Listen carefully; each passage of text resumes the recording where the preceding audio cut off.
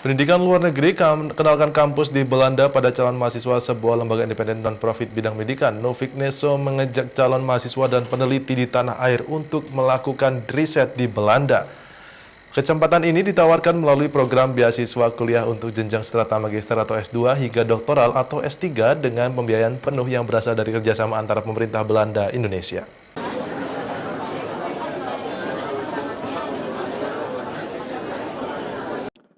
Pada tahun akademik 2017 hingga 2018, lebih dari 112.000 mahasiswa internasional menempuh pendidikan di 2.100 program studi internasional yang tersedia di berbagai institusi perguruan tinggi di Belanda. Untuk Indonesia, tiap tahun setidaknya 500 pelajar berangkat ke Belanda guna menempuh pendidikan.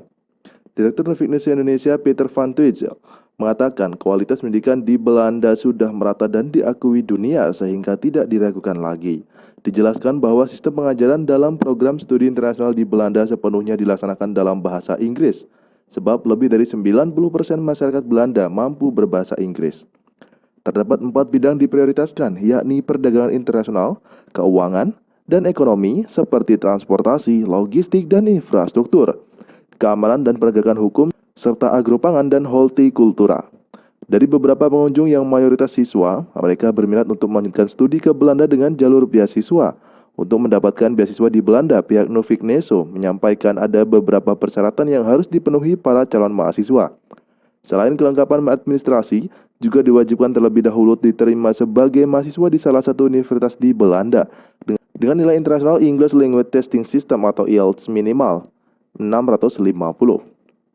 Saat ini setiap tahun sekitar 2.300 mahasiswa dari Indonesia ke Belanda, kira-kira 1.500 di tingkat Masters atau Bachelor's Degree, dan yang lain dalam rangka short course atau tailor-made training.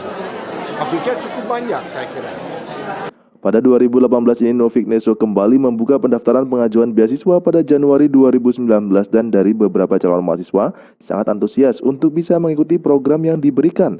Salah satunya Oki dan Salsa, siswa kelas 12 SMA dari Surabaya ini yang berminat untuk melanjutkan pendidikan ke Belanda sesuai arahan sang guru BK-nya.